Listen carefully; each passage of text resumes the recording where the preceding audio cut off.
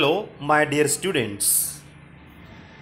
In this video, we are going to learn a new poem 3.3 to a butterfly.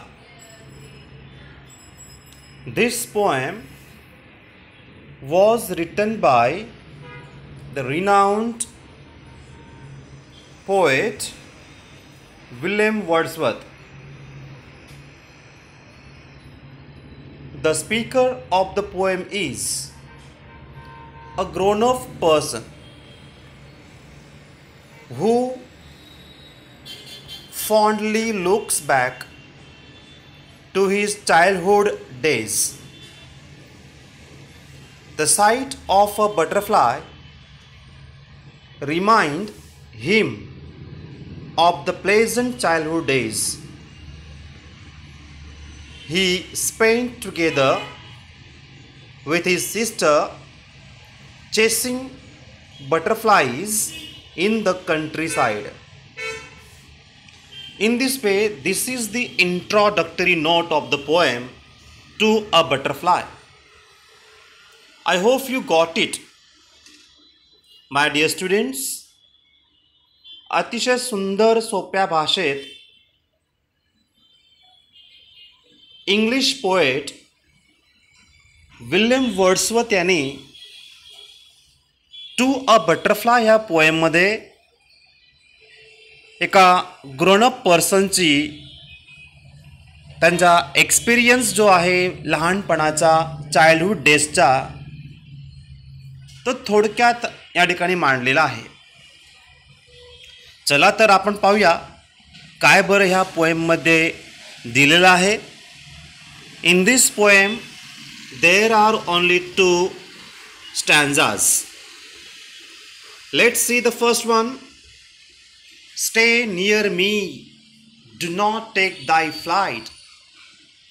A little longer stay inside. Much converse do I find in thee, historian of my infancy. Float near me, do not yet depart. Daytimes revive you in thee. Thou bringst gay creature as thou art, a solemn image to my heart, my father's family. विद्यार्थी मित्रांनो, ह्या कवितेमध्ये William Wordsworth यांनी काही 4 ते 5 शब्द आहेत की जे ओल्ड इंग्लिशचे शब्द या ठिकाणी यूज केलेले आहेत. जसं दी THEE म्हणजे you,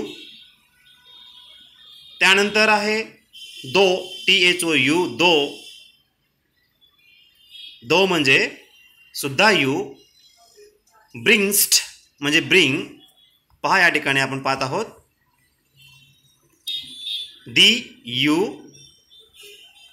thou you, bringest bring, art are. अशा प्रकारे ओल्ड इंग्लिश फॉर्म्सचे वर्ड्स या ठिकाणी यूज केलेले आहेत. पाहूया आपण.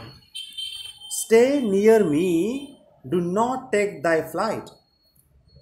In this poem the poet or the speaker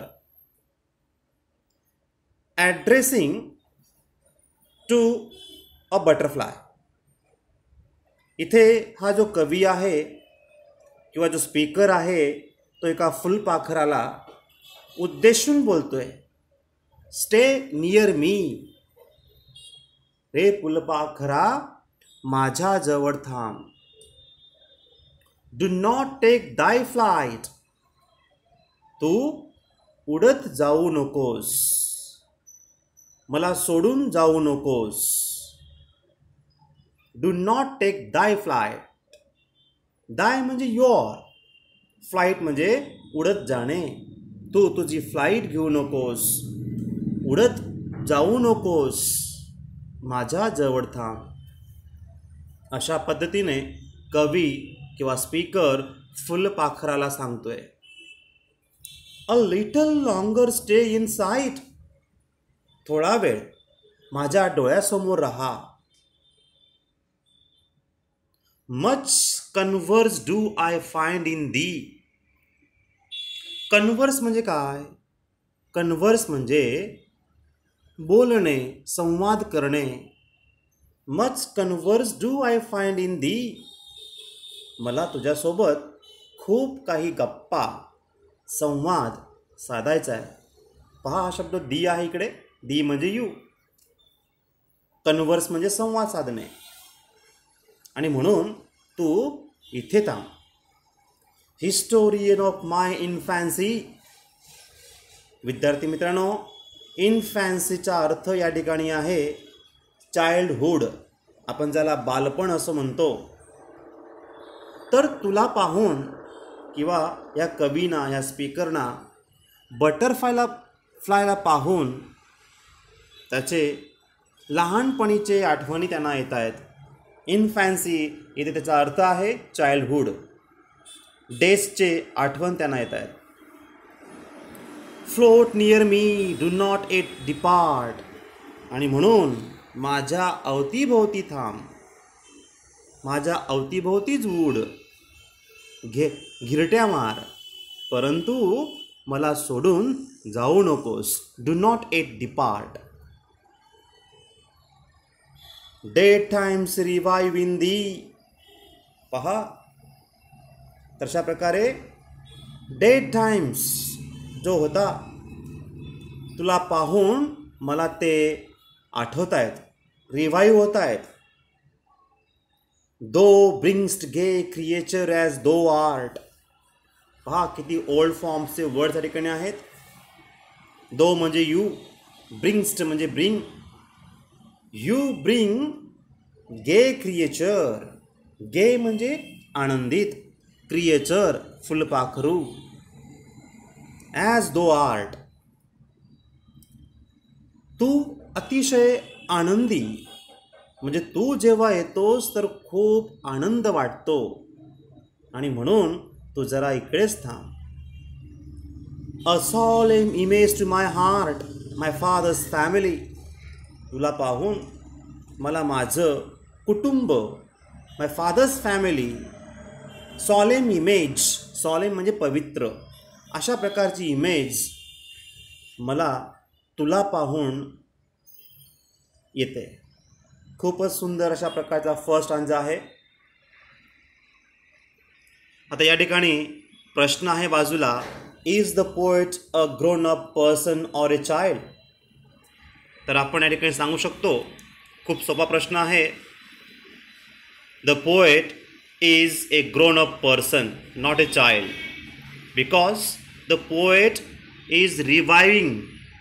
the poet is reviving or remembering or recalling his infancy, his childhood days. कवी ह्या कवितेमध्ये आपले लहानपण, बालपण आठवतोय. याचा अर्थ कवी लहान नाही आहे, ग्रोनअप आहे. म्हणून याचं उत्तर आहे the poet is a grown up person, not a child. आता सेकंड स्टांजा पाहूया. O pleasant pleasant were the days, the time when in our childish place.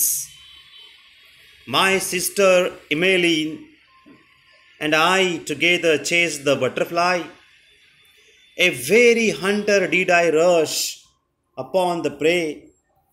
With leaps and springs I followed on from brake to bush.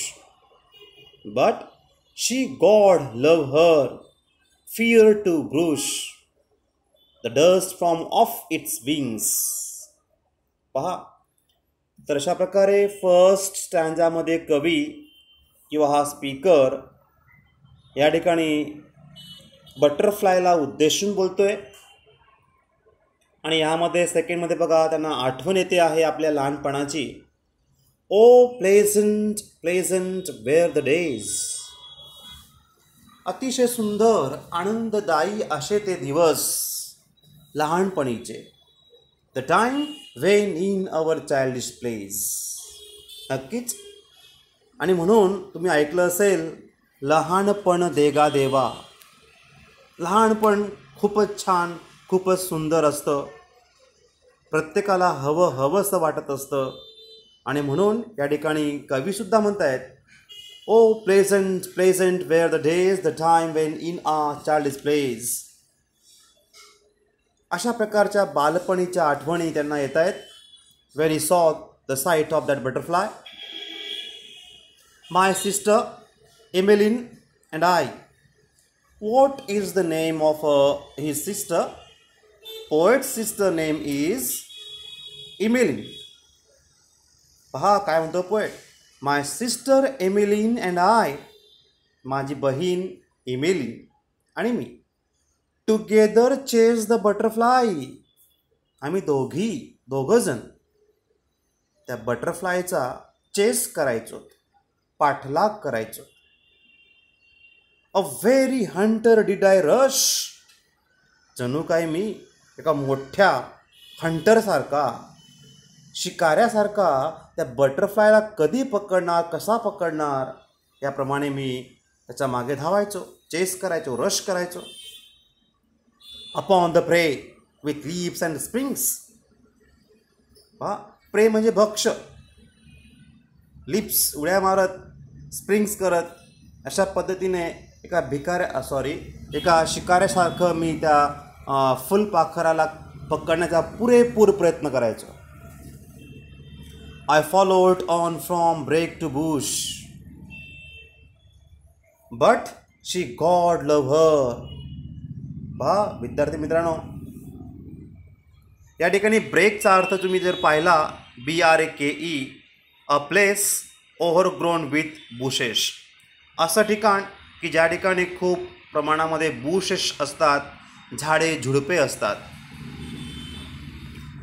I followed on from brake to bush, तर त्या फुलपाखराला मी त्या झाडा झुडपांमध्ये शोधायचो, त्याचा पाठलाग करायचो.